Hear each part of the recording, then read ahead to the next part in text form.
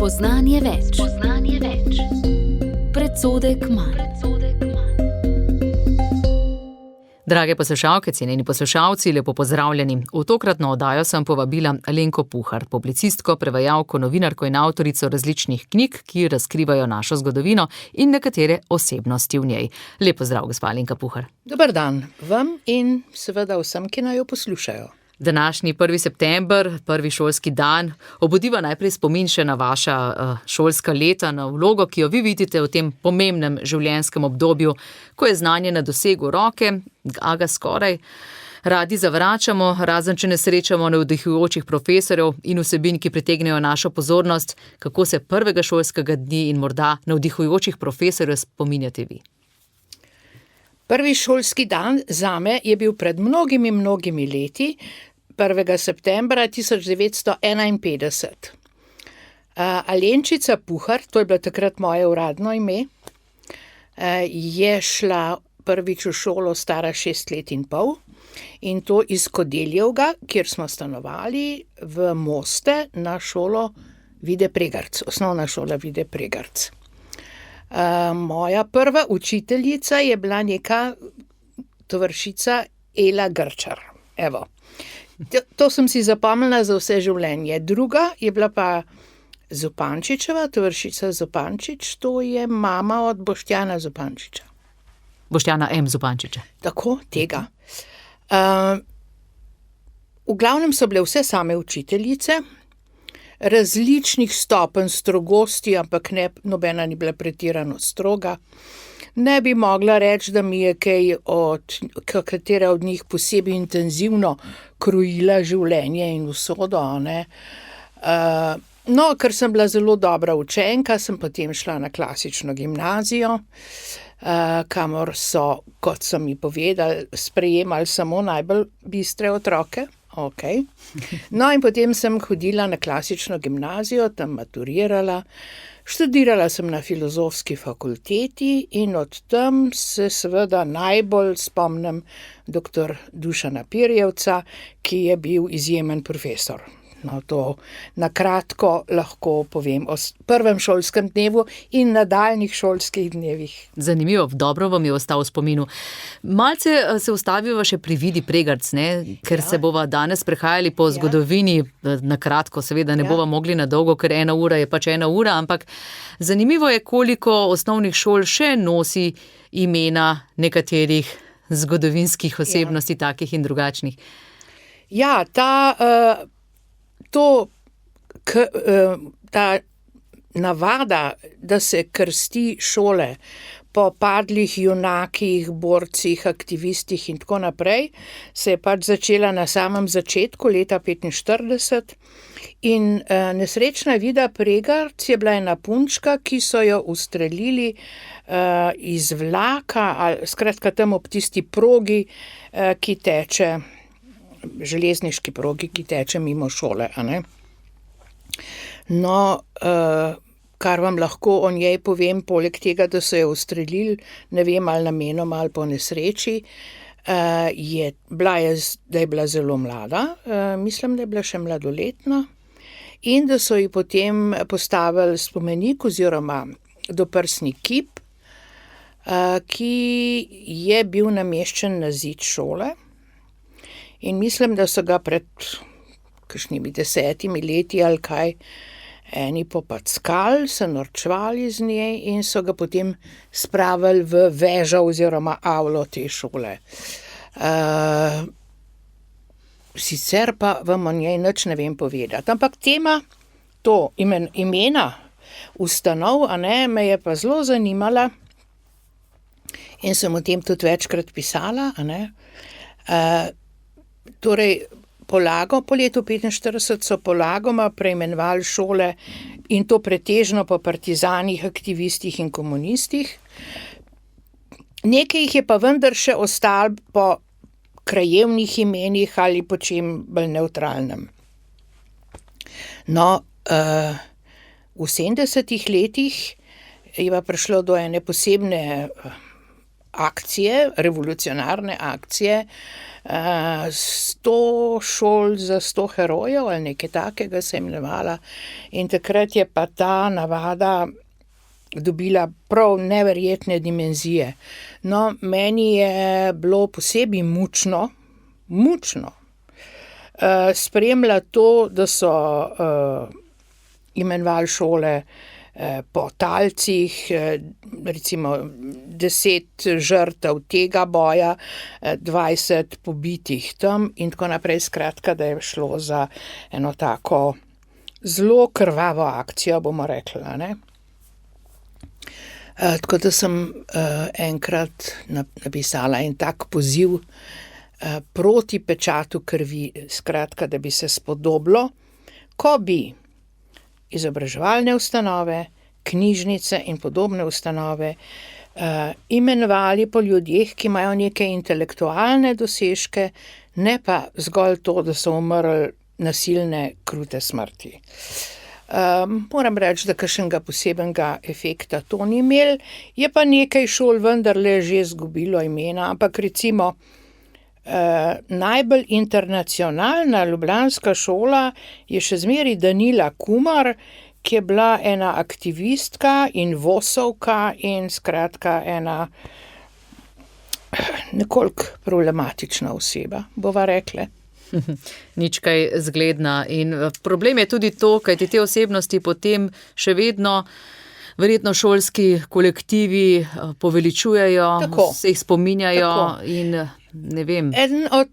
Ena od rečemo spornih posledic tega je, da so seveda učitelji in pa učenci oziroma dijaki, a ne, tako rekoč primorani, da se nekaj naučijo o tistem, po katerem še šola imenuje.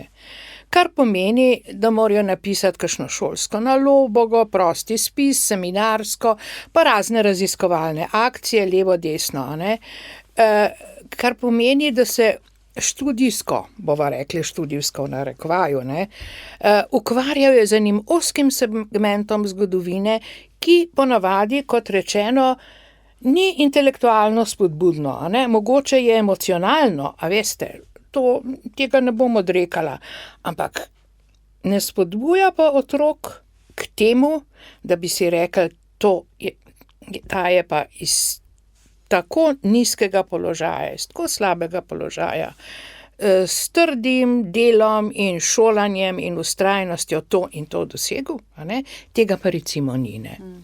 To je bilo zelo razvidno, recimo, ko je bila ta akcija, da bi imenovali knjižnico v Kamniku po Balantiču in so se z vsemi topovi spravili proti temu, a ne. Danes sicer je, ampak potem je z muko to vendarle obveljalo, ne. Ampak tisti je bil en izrazit tak primer, kako se opušča možnost, priložnost, da se otrokom oziroma publiki, ki hodi v knjižnico, razkrije ene pomembne dosežke, umetniške, intelektualne, zgodovinske. Ja. Glede na to, da ste bili rojeni tik pred koncem druge svetovne vojne, ki se ni končala čez noč, pač pa so se njeni različni obrazi in zlasti obrazi revolucije na slovenskih tleh še kar vlekli skozi leta in da še kar nismo zaprli tega poglavja zgodovine, se bova tudi tega dotaknili v oddaji. Dve osebnosti, ki sta bili globoko prizadeti in ranjeni, sta našli pot do vas. Lahko rečemo, da sta našli pot do vas, tudi vi ste šli do njiju, ampak vseeno se mi zdi zanimivo, kako se to zgodi v življenju. Govorimo o Angeli Vodej in Borisu Furlanu. Se verjetno naši poslušalci nekaj vedo o ozadju tega, pa vendarle bo zanimivo, če na kratko osvetlite, kako ste se dotaknili teh njunih življenjskih zgodb? Kako sta prišli do vas? Kako sta zgodbi prišli do mene? Angela Vode, recimo na 2 točkah. Ena je bila ta, da je Angela Vode na starost, se pravi par let pred smrtjo, pospravljala svoje papirje in knjige in je ena njena znanka prinesla k moji mačehi, k Miri Mihelič, en kup knjig z vprašanjem, če bi ona od tega kaj kupila. In Mira je to naredila in mene je zanimalo, kaj pa to te knjige so. Bile so v glavnem disidentske. V glavnem v nemščini, nekaj tudi v angleščini, francoščini. Ker za vas ni bila nobena ovira? Ne, da bi jih jaz brala, ampak iz tega sem uganila, da je to morala kupovati, dobivati ena zelo zanimiva oseba in sem vprašala, če pa je to. In so mi to te dve gospe, Mira in njena prijateljica to omenile in jaz za nikoli v življenju nisem slišala za ime Angela Vode in sem se pustila na kratko podučiti, a ne? In sem si rekla, kako pa je to možno, da jaz o tej gospe nič ne vem, ker sem se takrat intenzivno ukvarjala z zgodovino otroštva na Slovenskem in ena taka učiteljica za specialno pedagogiko, za malo prizadete, slabo učljive otroke, kot se je takrat rekla, pa pismena ženska, ne, bi morala nekako priti v moje obzorje, pa ni. No in to je bil eden od več dokazov, a ne, da živimo v svetu, kjer je veliko neoseb, kot je George Orwell temu rekel, se pravi ljudi, ki jih nihče ne omenja, verjetno zato, ker jih ne sme, in da je to ena zanimiva tema, ena neznana dežela, kamor ni dostopa in da tukaj bi pa jaz rada kaj odkrila. No, in ker me je vse življenje zelo zanimalo, kaj se dogaja ljudem pod hudo represijo, sem potem se začela za to zanimati, iskati, raziskovati. In tako je nečak Angele Vode, ki je iskal nekoga, da bi te spomine izdal, našel mene, oziroma se odločil, da bi bila jaz ta prava oseba in je navezal stike z mano. In imel je prav. In potem, hvala lepa, hvala. In potem mi je njegova vdova, ker je potem zelo hitro umrl, mi je njegova vdova prinesla eno škatlo papirjev in takrat sem še ugotovila, kaj vrednega, izjemnega je med temi papirji. No, in sem par let sedela in delala in potem izdala Skriti spomin, sem temu rekla, sem to naslovila, kot verjetno veste, pa upam, da ve tudi kakšen poslušalec. Minilo je nekaj let, knjiga je bila izredno uspešna v svojem času, bile so 3 izdaje, in potem sem dobila vprašanje, če bi o tem film posneli in sva z Majo Vajs se lotile dela in posnele 2 filma. Eden je igran, eden je pa dokumentaren. Skratka, ko sva se pripravljale na to, kako naj tak film zgleda, sva šle intervjuvati čisto vse, kar sva jih lahko našle, ljudi, ki so jo poznali, ki so jo v živo videli, ki so nam lahko opisali. A veste, po samih fotografijah iz legitimacij, ne, ki velikih itak ni, je težko videti ozadje. Videti človeka in kako je izgledal, kako je govoril, kako se je vedel in tako naprej in tako naprej. In kako je bilo z Borisom Furlanom? Še ena taka zanimiva zgodba, tudi tu ste, potem ta je pa nekoliko mlajša, ne, pred 3 leti je šla knjiga teh pisem, ki sta si Gosto noč, dopisovala s hčerko Stašo. Ta zgodba se je pravzaprav začela odvijati hkrati kot Angelina, mislim, kot moj odnos do Angele Vode, ampak ne tako intenzivno. Skratka, ko sem jaz vedela, da je bila neka Angela Vode in da je bila obsojena na, 20 let zapora, sem šla brati stare časopise, Poročevalca in Ljudsko pravico in sem naletela na cele plahte, veste, to je bilo po 3-4 časopisne strani, je bilo posvečeno temu procesu, na katerem so obsodili surovo, grozno 15 ljudi od tega 3 na smrt. No, in te, ki so bili obsojeni na smrt, so me posebej zanimali, ampak še najbolj pa dejstvo, da je med delikti, torej med kaznivimi dejanji, zaradi katerih so jih zaprli in jim zdaj sodili, tudi neka živalska farma. Torej, omenili so 3 avtorje, 3 knjige, no in med njimi živalska farma. Jaz sem pa bila kot študentka oseba, ki je prevedla Georgea Orwella in George Orwell je ostal moja tiha ljubezen in, a veste, mislim, to predmet mojega zanimanja, ne, kadarkoli sem kaj ujela v zvezi s tem imenom, sem zastrigla z ušesi.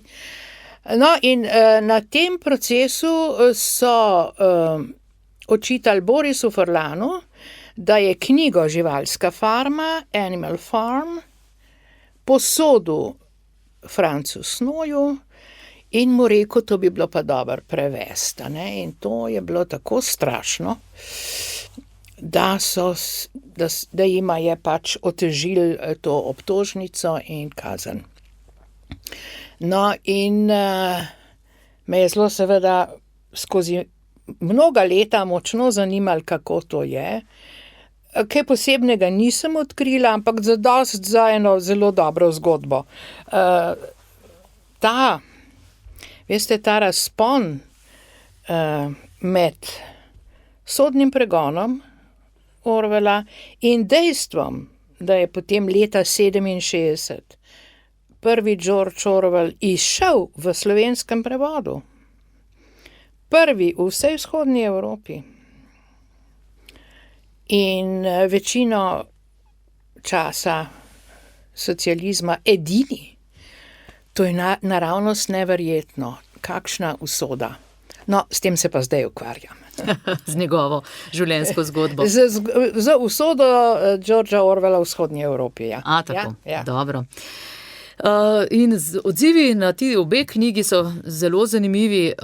Človek bi rekel, ne, takrat, ko je išel Skriti spomin Angele Vode, saj to je bilo pa po letu 2000, takrat smo pa že živeli v enih takih normalnih razmerah, saj zakaj bi se pa kdo razburjal, če pa izidejo neki taki spomini ženske obsojene na Nagodetovem procesu, pa ni bilo tako lahko in pri Furlanu tudi ne. Tudi ne.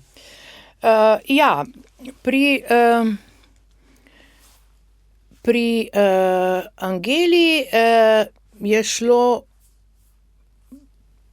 predvsem zato, da so nas naučili oziroma smo pristali na to, da smo razdelili svet na črno in belo oziroma na rdeče in na bele. In da nam je silno moteče dejstvo, da je obstajalo ogromno ljudi, na tisoče in tisoče ljudi, ki niso bili ne eno ne drugo, ki so bili nekje vmes, ki so recimo prvo polovico življenja bili zelo rdeči, kot je bila Angela. Potem so pa bili za to kaznovani. In so se obrnili, bomo rekli, v pravo nasprotje. Torej, da poenostavim, Angela Vode je bila leta 39-40 članica komunistične partije, potem je pa polagoma postala izrazita antikomunistka. In nekateri so prepričani, da je to pomeni, da je tako rekoč črna oziroma bela, a ne, skratka sovražnica, nasprotnica in nekako ne razumejo, da je bil človek lahko zaradi levičarstva in številnih zelo levih nazorov tako surovo kaznovan, ko je ta levica zavladala, ne. No, pri Furlanu je pa zgodba mehen bolj komplicirana, ne, ker je ta usoda po svoje še malo bolj mučna. Recimo kaj bomo rekli, Furlan ni bil nikdar komunist, v nasprotju z Angelo, a ne. Bil je en tak liberalen, napreden, če smeva tako reči, a ne, človek. Zelo izobražen, filozofski. Zelo izobražen in je večino vojne preživel v tujini, kjer je pomagal OF oziroma NOB-ju s svojimi govori, z raznimi propagandnimi članki, brošurami in tako dalje in tako dalje. Ko pa je iz tujine leta 1945 prišel v Jugoslavijo, je bil pa precej zgrožen, bomo rekli, čist zgrožen nad tem, kaj se dogaja, kako brutalno ti komunisti uveljavljajo svojo oblast in svojo voljo, kako so primitivni, brez spoštovanja do znanja in tako naprej. No, Furlan je bil vendarle imenovan znova za profesorja na pravni fakulteti in bil je celo dekan, ko so ga aretirali, par dni zatem kot Angelo. In prav grozljivo je, kako so ga maltretirali in zasliševali mladi mulci, bom rekla, oprostite, neizobraženi, nekultivirani in se delali pametne in grenili življenje tudi z dokazovanjem svoje moči in svoje oblasti. No, težko grem mimo podatka, da se je pri tem zelo izkazal Zdenko Roter, ki je bil poslan med zasliševalce, posebej zato, da je obdeloval Furlana in da so ta zaslišanja grda, resnično grda in nevredna, mislim, glejte, kakšnega posebnega usmiljanja oziroma simpatij do tega moža. Ja, bili so njegovi študentje nekateri? Nekateri so bili celo njegovi študentje, ja, v glavnem falirani, a ne. Bili so nesramni, bili so surovi. Ampak potem vsi nagrajeni. Zelo, v glavnem so vsi naredili velike, mislim, pomembne kariere, a ne. Postali so pač univerzitetni profesorji, ustanavljali so katedre in danes se jih slavi kot tako rekoč temeljne kamne in nekih posebnih zvrsti sociologije, politologije in tako dalje in tako dalje. To je zelo grdo poglavje. No, ampak v primerjavi s tem je mogoče enako grdo ali še hujše, da so prisilili oba sinova, da sta kontrolirala očeta in ga ovajala in naznanjala in skratka delovala kot domača udbovska ovaduha. To je pa seveda posebej mučno, malo gnusno, bova rekla, a ne? Lahko rečeva malo gnusno. In odpira eno pomembno vprašanje, o katerem pač ljudje nočejo kaj posebnega slišati, nočejo kaj posebnega govoriti, a ne. In po strani gledajo vse, ki na to opozarjajo. To so bile strašne stvari in so zaznamovale par generacij ljudi. Ampak ta poteza komunističnega režima je zmeraj znova odrinjena nekam stran in nekam pod mogočen tepih. Kot da se to ni dogajalo. Zanimivo, da ste imeli tudi odzive po izidu te knjige pred 3 leti, čeprav v sami knjigi niti ni toliko razkritega, kaj se je tedaj z Borisom Furlanom dogajalo. Pisma o oblasti praktično niso pisala, skoraj nikjer ne omenja procesa in zaporne kazni. Ampak v enem od pisem Borutove druge žene Vere, hčerki Staši, mi je šlo pa malce na smeh, ko sem prebrala, da jo prosi, da naj, ko bo prišel Tito v Ameriko, izprosi audienco pri njem in ga prosi za celotno pomilostitev očeta in potem, navajam, po pripovedovanju gotovih ljudi je naš maršal osebno zelo dober in ugodi raznim prošnjam, če sam odloča, največkrat pa njegova okolica mu prepreči biti dober. To se mi zdi, da je na tako diplomatski jezik uporabila. Spomnim se tega, ja. Torej, tukaj za interpretacijo tega sta možne sta 2 interpretacije. Ja, ne. Ena je, da je to iskreno mislena. Ne. Bilo je zelo razširjeno prepričanje, da se je treba obrniti na Tita in potem bo človek lahko kaj dosegel. Ne.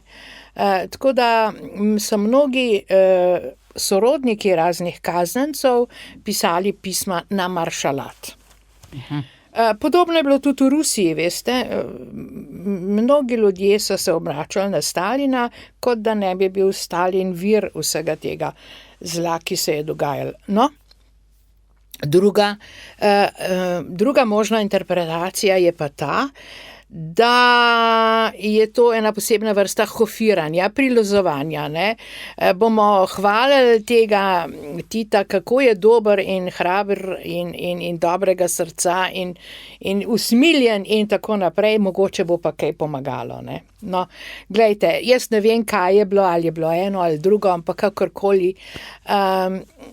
Pomagalo ni. Pomagalo ni. Furlan je umrl kot kaznjenec, ne? To mnogi radi spregledajo, a veste, ena taka standardna zgodba njegovega življenja je pa, da ni bilo tako hudo, so ga itak spustili leta 51 že, a ne. Niso ga spustili, ne. To je bila ena posebna oblika prestajanja kazni doma. S tem, da je bil tudi ta dom, kot sem že omenila, a ne, kontroliran podobno, kot da bi imel paznike, samo da ni bilo rešetk. Skratka, grda mučna usoda. Celo v bolnici so mu dali zraven ležati. Ja, nasprotnike. Ovaduhe, tako, ki so prisluškovali in spremljali vsak obisk in tako naprej in vse komentarje in vse misli, ja. Grozljivo. In leta 57 je umrl, torej 10 let po procesu. Torej umrl je, kot rečeno, izredno mlad, ne, učinkoval je sicer, že ko je prišel iz bolnice, je učinkoval 20 let starejši kot starc, ker je bil pač izredno bolan, pravzaprav je imel 3 ali 4 zelo hude bolezni oziroma okvare, tako da ni nič čudnega. Veste, on se je moral na novo učiti hoditi, ne, ker sploh ni mogel več hoditi, ne, in je korak za korakom po 100 metrov, ne, in njegov cilj je bil, da bo prišel do cerkve. To verjetno na Radiu Ognjišče lahko poudarva, da je postal v zaporu globoko veren, zelo veren. V zaporu je dobil Biblijo in je prebral vso Biblijo zmeraj znova, ne vem kolikrat. Vanjo v svoj izvod si je pisal pripombe. Ta izvod sem videla in je osupljiv. S svinčnikom so komentarji tako rekoč na vsaki strani, pri vsakem verzu. Staša ga je v Ameriko dobila kot posebno darilo, potem ko je oče umrl. No, take ganljive zgodbe, ja. In to, kar ste že omenili, to, da je bila njegova družina tako razklana, da je pravzaprav imel samo hčerko, s katero se je lahko pogovarjal tako o globokih stvareh, takih primerov ni bilo malo. Ne? Če zdaj le še malce razširiva, gospa Alenka Puhar, ta pogled, ja, še to je velja omeniti, da sin, ki ste ga omenili, da pa je bil na drugi strani celo ploskal ko je bil oče obsojen na smrt, tako je navedel Ljubosrc. To je ena taka govorica, ki se je širila, jaz sem jo že zelo zgodaj slišala, in potem sem več ljudi vprašala, ali je to res, in so mi potrdili, da je res, ljudje, ki so bili tam, v publiki ali pa med obsojenci. In ena gospa se mi je javila sama od sebe, da je njen brat stal zraven tega doktorja Furlana, ko je vstal in ploskel ob sodbi na smrt svojega očeta. Tako da lahko navedem 4 različne vire te obtožbe. To se je dogajalo. Tako so, kaj bova rekle, našuntali ljudi, preparirali ljudi, tako so ljudje bili pripravljeni v pogance in pokleknit in iti v proskinezo, da so zatajili lastne starše, a ne.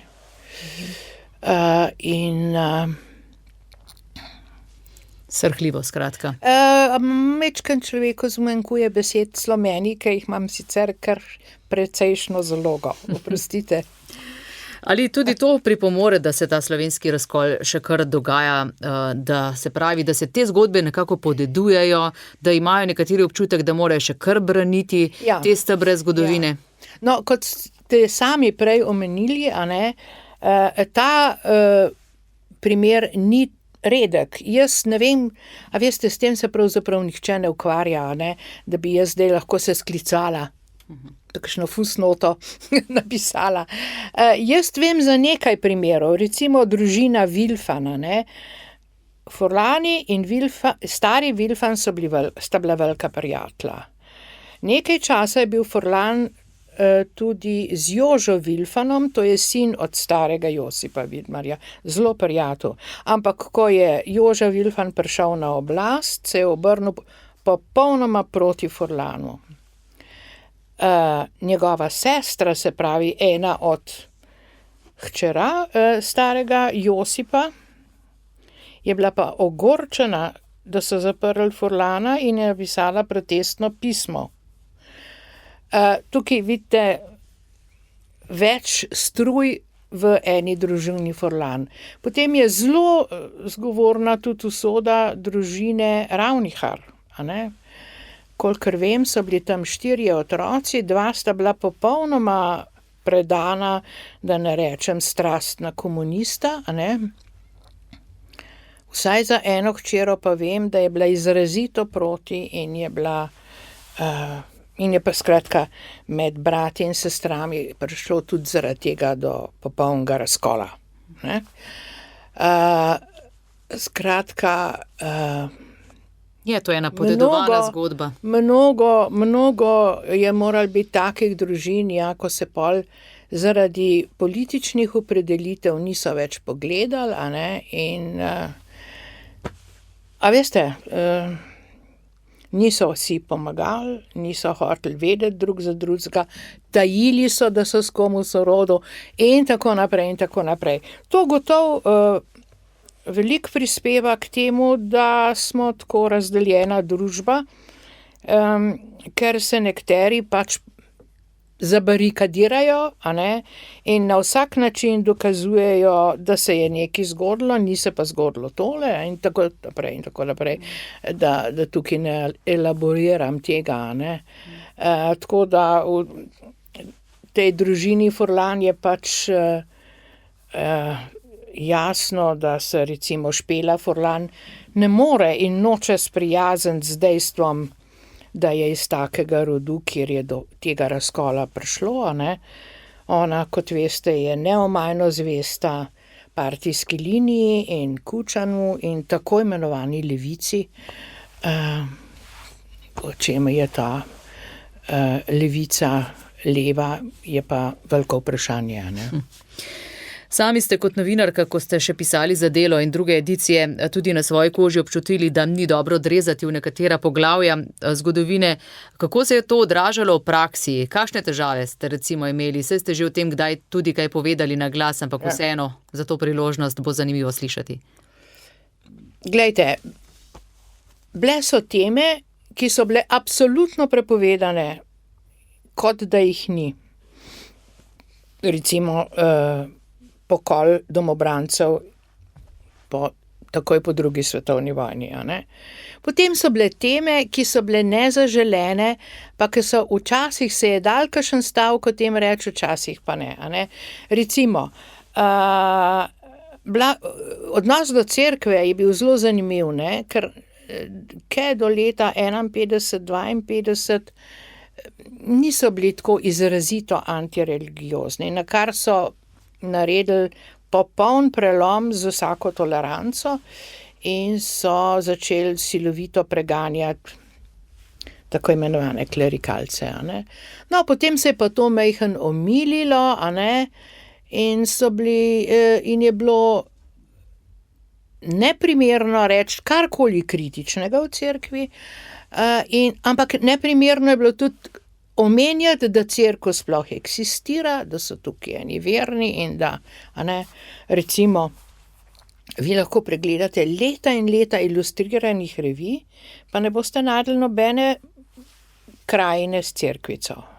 Večina Slovencev, recimo, tudi po raznih anketah, je prepričana, da so ti hribčki s cerkvicami na vrhu, a ne, ena najbolj karakterističnih potez Slovenije. Ampak kakšni 20 leti bi človek to za manj uganil, ne bi mogel niti približno vedeti, da imamo 2500 ali koliko cerkva? 800 menda, še nekaj čez. No, še nekaj čez. Skratka, da človek zelo težko se ozre okrog sebe, pa da ne vidi saj ene, ampak največkrat več. Tudi o praznikih in o tem stvarih se ni smelo pisati. Ja, tako, potem so recimo bila obdobja, bili časi, ko je bilo prepovedano zvoniti. Ali pa je bilo dovoljeno zvoniti samo na posebne dneve ob posebni uri in tako naprej. Jaz ne poznam točno teh Skratka, bilo se je treba izogibati. Ampak temu se je bilo treba izogniti, to so črtali. No, da se za hipec vrnem k Orwellu. Jaz do leta 81 nisem smela citirati Orwella, omenjati v svojih člankih njegovega imena in njegovega dela. Bilo je nekako tako, kot da bi me morali biti sram, da sem to naredila, da nekaj o tem vem, pa da bi včasih na tak fin način namignila, da bi mogoče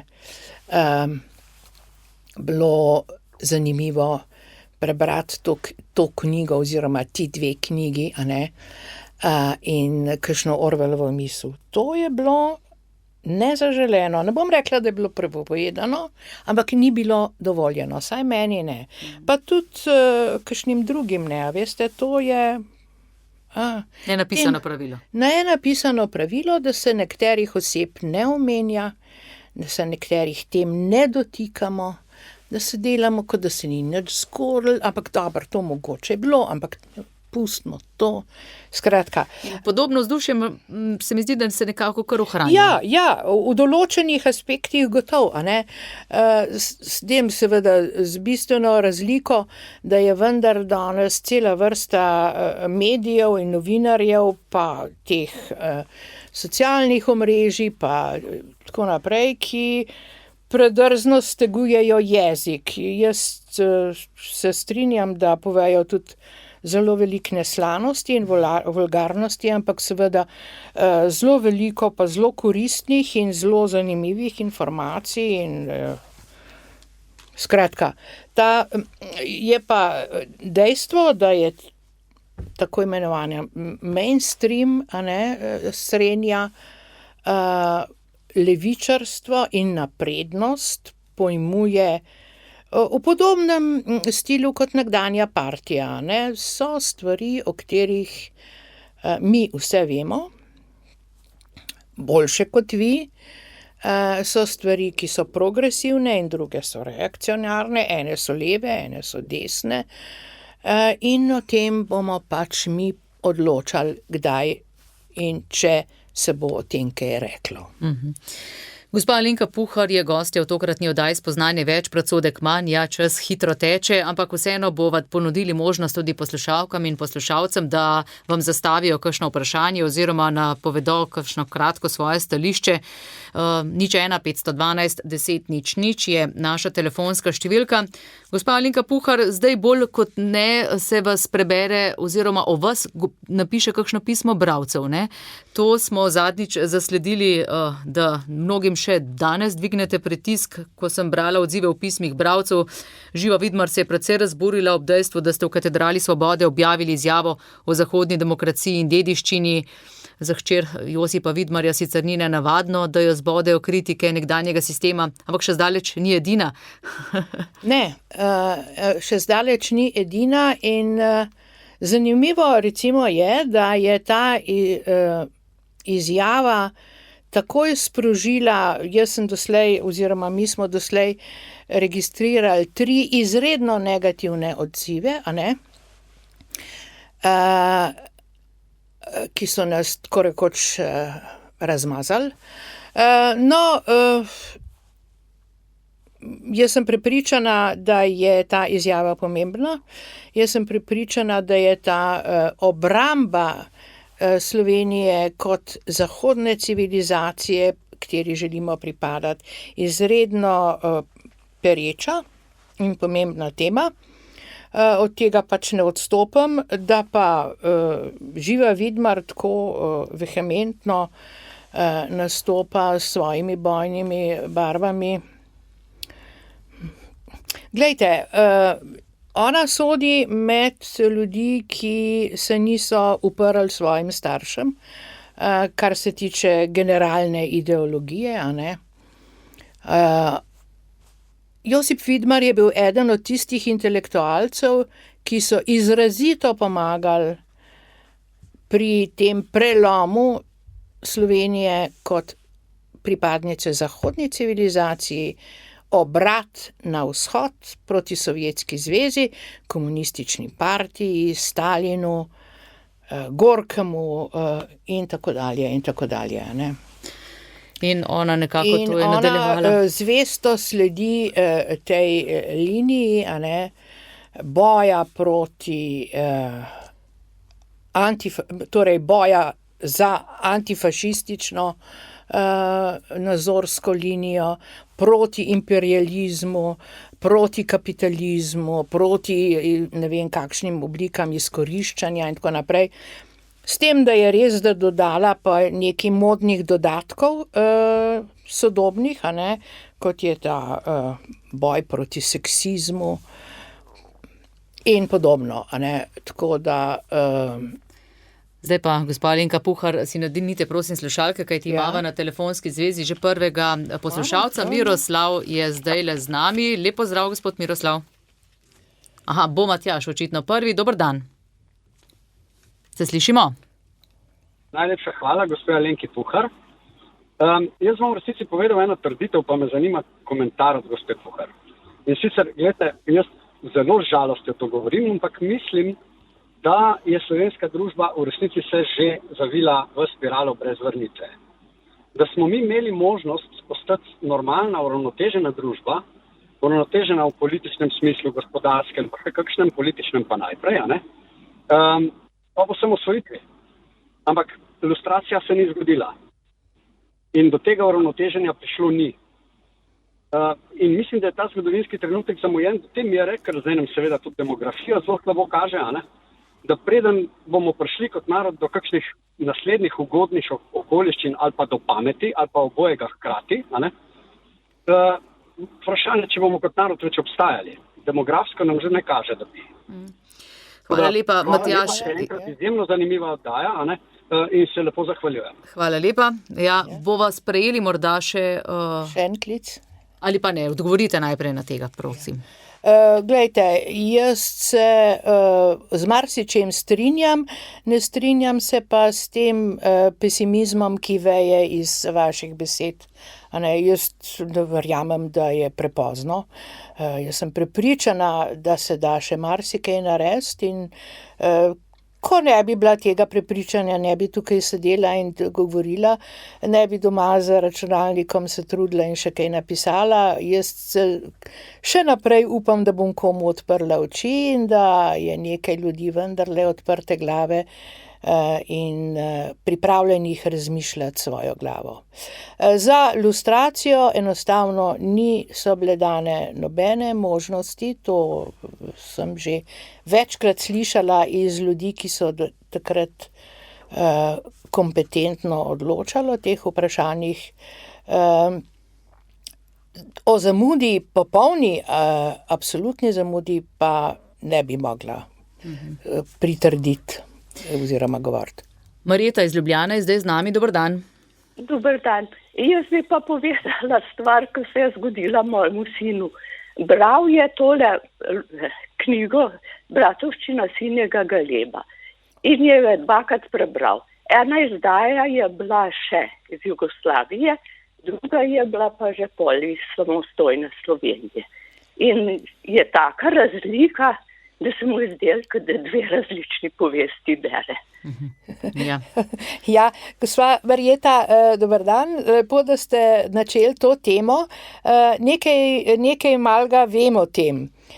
Torej, ta Bratovščina sinjega galeba je bila napisana pred vojno, mislim pred drugo svetovno vojno, in o njej je bilo seveda veliko vere in aluzij na religijo, tudi Bratovščina sama izvira iz tega. No, potem je Tone Seliškar, ki je avtor te povesti, to prekrojil po navodilih in v skladu s svojim, verjetno tudi svojim komunističnim prepričanjem.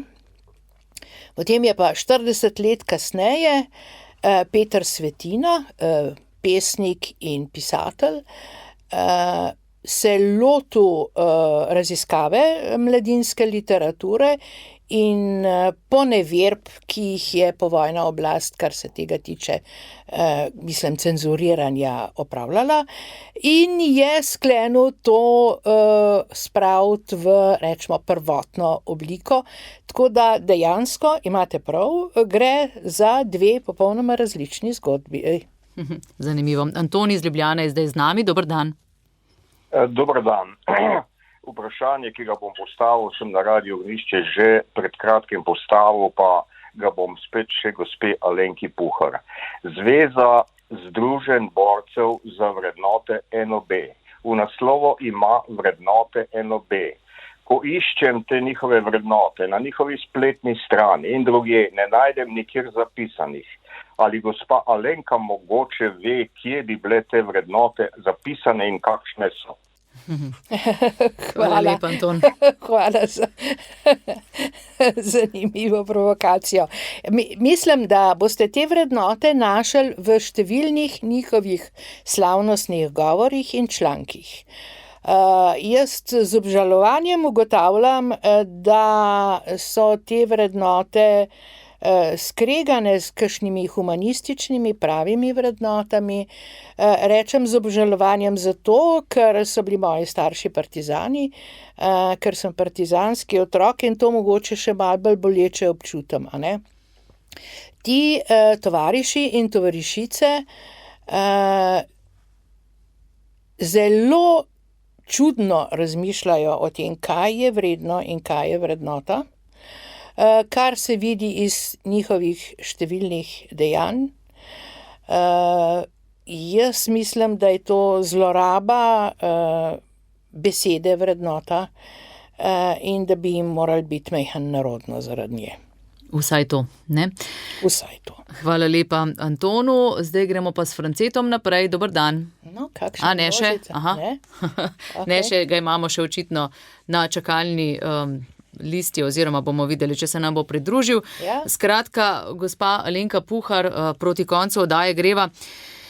Tudi o večnem čaru socializma ste pisali, ne, za tisto debelo knjigo. Ja, za to debelo knjigo, ki zdaj zbuja veliko hude krvi, oziroma veste, te trije, ki so se v delu spravili nad nas, pravzaprav niso se kritično ozrli na knjigo, bolj na našo izjavo oziroma na posamezne elemente te izjave. Jaz sem pisala o večnem čaru socializma, sem se odločila za to temo, no, ko smo se pogovarjali, kaj bo kdo napisal. Prelepe stvari mu pripisujejo. Ja, tako, neverjetno mi je, ne morem se načuditi dovolj, kako nekatere ideje, kljub katastrofam, ki so jih povzročile, še zmeraj vzbujajo neke idealistične predstave, neke utvarejo, vsi so imeli službe. Mislim, ves čas se je peklo na žaru, ne vem kaj vse, idealistično, vsi so šli na morje. Neverjetno, vsi so hodili na morje, ja. Mislim, sploh ne vejo, da se je v vseh državah, ki so izkusile ta sistem, ta režim, propadel že ekonomsko. To je propad, ki je najlažje dokazljiv s številkami, s podatki, tudi z življenjskimi zgodbami, a ne. Mislim, to je bila popolna katastrofa. Jaz sem živela v tistem času, poblaznele inflacije, ko od danes do jutri nisi mogel vedeti, koliko kaj stane, in ko so razne vsote šle v milijone in v 10 milijonov, ker je denar bil popolnoma brez vsake vrednosti. Inflacija. Inflacija je bila namreč pošastna, bili smo svetovni prvaki, a ne. In vem, kaj je revščina oziroma siromaščina oziroma saj skromnost, a ne? Kakšne razlike so bile med zahodno in vzhodno Evropo, tudi med nami in recimo Italijo, kako so se potem, ko nas je ta grozni kapitalizem dosegel, te razlike začele manjšati. In žal trenutna strahotno zapravljiva vlada, a ne, ki se obnašajo ko pijani lordi, ko pijani lordi se je včasih rekel, z lopatami mečejo denar v vse sort projekte, ki so mnogi popolnoma neumni in brez veze, in tako dalje, in tako dalje.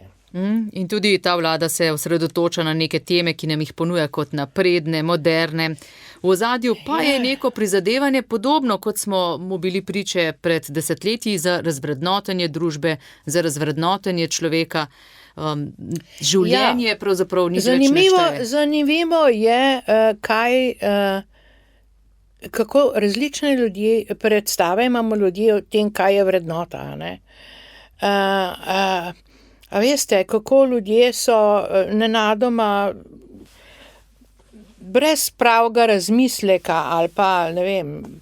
Naivni pravzaprav. Ja, kako so slepi, bom rekla, slepi za vsako dokazovanje, a ne, in govorijo o nekakšnem socialističnem humanizmu, a veste, pa o socializmu s človeškim obrazom, pa na Čebine bi šli, pa bi slavospeve peli revolucionarjem. Pa govorijo o humanizmu pri živalih. Tako, humanizem živali, nutrije rešujejo, medvede rešujejo in tako naprej, a ne. Dejstvo pa, da je pod režimi komunistične partije oziroma komunističnih partij na milijone in na milijone ljudi izgubili življenje nasilne smrti, v skrajni bedi, v hudem ponižanju, a ne. To se jih pa nekako ne dotakne, to sploh ne pride v njihovo obzorje, a ne doseže jih. Glejte, ne neham se čuditi študentom, ki resnejo jemljajo Lenina, Kardelja, In te grozovitosti, ki smo se jih mi morali na pamet učiti, ponavljati, citirati. S težkim srcem. S težkim srcem, treba je bilo za ljubi kruh marsikaj požreti. Danes mi je pa vendarle na voljo en širok diapazon raznih možnosti, raznih intelektualnih izzivov, a ne. Da se najti izjemno prodorne vede, žanre, segmente ved, a ne. In tudi številna literatura, filmi tako, obstajajo v tem zgodovinskem obdobju. To je vse jim na voljo, ampak nekako ne uživa ugleda, ali ni privlačno, ali kaj vem, kaj to morate njih vprašati. Jaz tukaj lahko samo ugibam. Lahko se samo čudimo. Ja. Hvala lepa, Alenka Puhar, da ste si vzeli čas v tem popoldnevu in prišli v naš studio.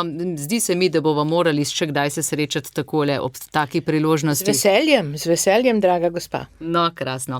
Tako da bo gotovo še kakšna oddaja Spoznanje, več predsodek manj, tudi z gostjo Alenko Puhar. Vidite, veliko predsodkov imamo še v družbi in spoznanj nam pa še kar manjka, tako da dobrodošli še kdaj. Hvala vam. Oddajo sem pripravila Tanja Dominko. Spoznanje več. Predsodek manj.